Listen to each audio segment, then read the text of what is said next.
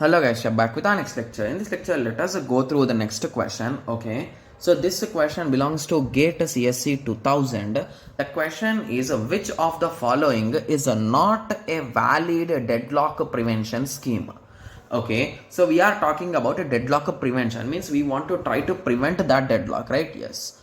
So option A says that release all resources before requesting a new resource. So to be clear, this topic we have clearly discussed it, right? Yes. And this is a good approach to prevent a deadlock, guys. The reason why I'm saying it is a good approach is because before, if you are having 100 resources already and 100 resources already and you want one more resource and you are just waiting, or you are waiting or holding these 100 resources just for this one resource. So at that time it is always better to leave these 100 resources and request back for 101 resources, right?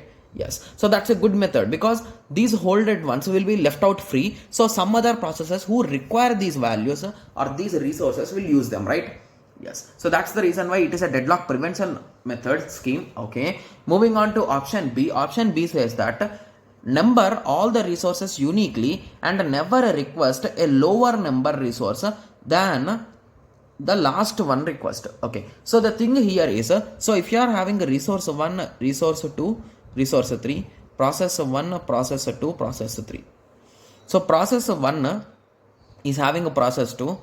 So in this way, so basically you can form a cycle, right? So whenever you are requesting for a particular resource, so that resource might be at someone else. So this particular guy is requesting for this, but this resource is at this guy. So in this way, if there are there, so there is a chance of formation of cycle, right? Yes. So if there is cycle, you can say that it is a nothing but circular weight and there will be deadlock, right? So there is a chance that it could lead to deadlock. So that is the reason why if I force you to increment the value. So basically if you want to request, you can request the same guy or the higher guy. You cannot request the older guy. So here what happened? So P2 is requesting for resource R1, right? Yes. So indirectly this 2 is requesting for resource R1 or 3 is requesting for resource R1. Means 3 is greater than 1. So those kind of things are not allowed, guys. So you can request only your subordinate or your above people.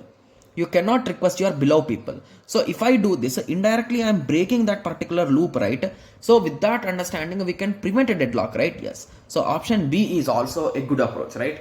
Yes. So now option C. So option C says that never request a resource after releasing any resource. So what it says is, so assume that you started your program, guys. So your program needs 100 resources. So somehow you managed and you collected those 100 resources and you have started executing.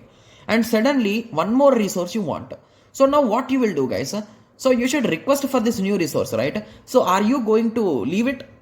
Because it is saying never request a resource after releasing any resource. Okay, so assume that your work is done, okay, with this 100 resources and you want new 101 resources. So at that time you will release these 100 resources and you will request again, right? Because you want to complete your job, right? Your work. So that is the reason why you need it is not never. So that's absolutely wrong, right? Yes. So option D says that request and all required resources be allocated before execution. Okay. So what it exactly tries to say is, so we are going to request for resources and your resources will be allocated only if you can collect all the resources. So assume that you are having 3 resources, guys. You are requesting for 3 resources. Okay.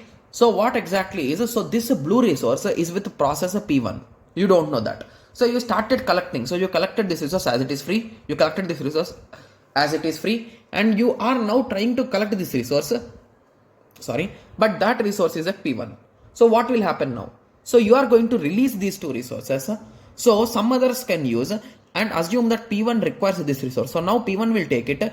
It will complete its job and it will release both the resources. So now you will start collecting and you can safely collect all the resources. So now you can complete your job. So that's also a good approach, right? Yes. So option D is also correct. So the most probable correct answer will be option D because we are selecting for not a valid one, right? Yes. So I hope everyone got a clear idea with respect to this question. So in the next lecture, let us continue with the next question. Thank you. Thanks for watching.